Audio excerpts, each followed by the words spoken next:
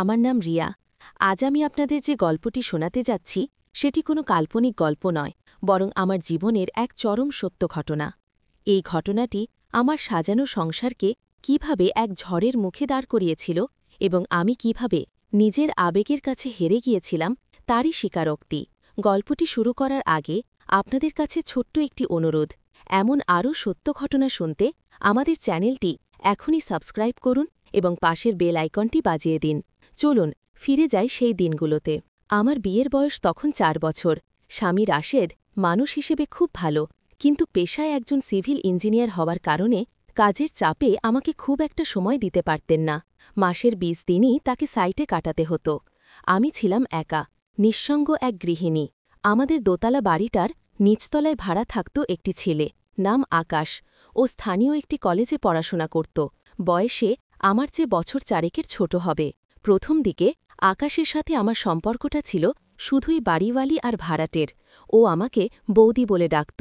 মাঝে মাঝে রাশেদ যখন ট্যুরে যেত, তখন বাজার করা বা টুকটাক বারকারে আমি আকাশকে ডাকতাম।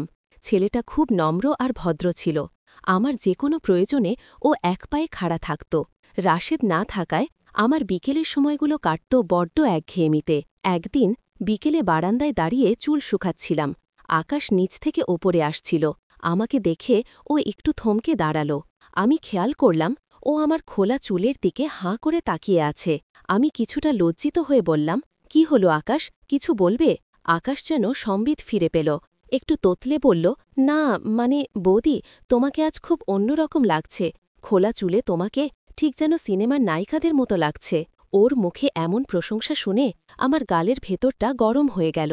রাশিদ বিয়ের পর কোনোদিন আমাকে এভাবে বলেনি।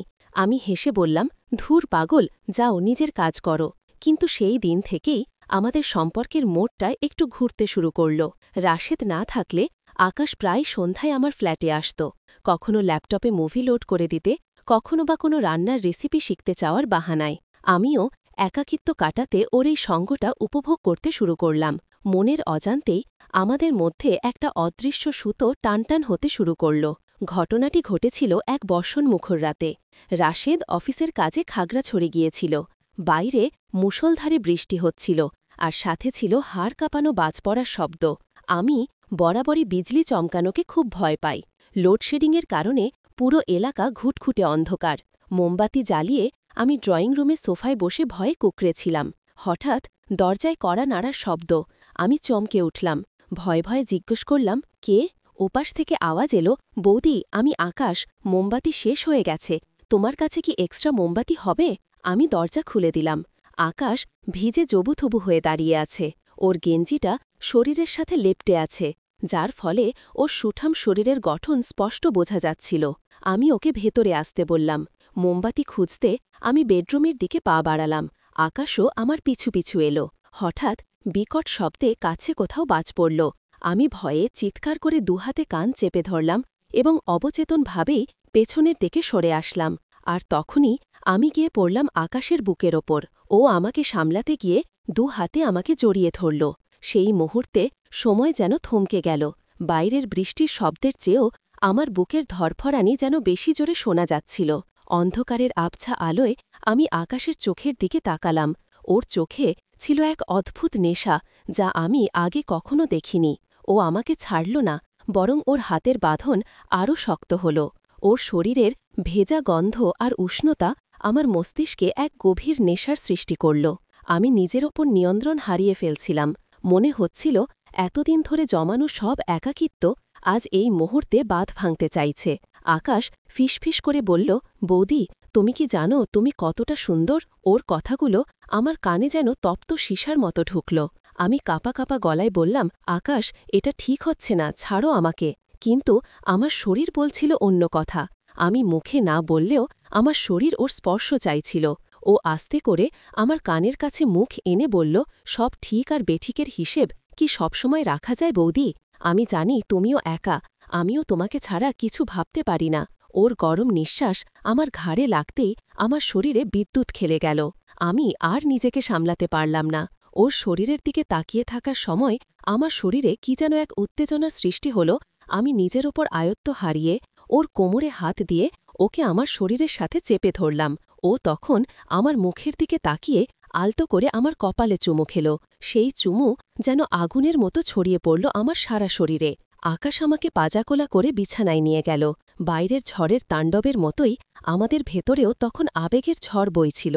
সমাজ, সংসার, স্বামী সবকিছুর কথা ভুলে গিয়ে আমি সেই রাতে নিজেকে সঁপে দিয়েছিলাম এক নিষিদ্ধ সম্পর্কের অতলে। ওর প্রতিটি স্পর্শে আমি নতুন করে নারী হয়ে উঠছিলাম। ওর বুকে মাথা রেখে আমি অনুভব করছিলাম এক অদ্ভুত প্রশান্তি, যা হয়তো পাপ, কিন্তু সেই মুহূর্তে মনে হচ্ছিল এটাই পরম সত্য। পরদিন সকালে বৃষ্টি থেমে গিয়েছিল, কিন্তু আমার মনের ঝড় থামেনি। আকাশ চলে যাওয়ার পর আমি আয়নার সামনে দাঁড়িয়ে নিজেকে চিনতে পারছিলাম না। অপরাধ বোধ আর ভালো লাগার এক অদ্ভুত দ্বন্দ্বে আমি ক্ষতবিক্ষত হচ্ছিলাম।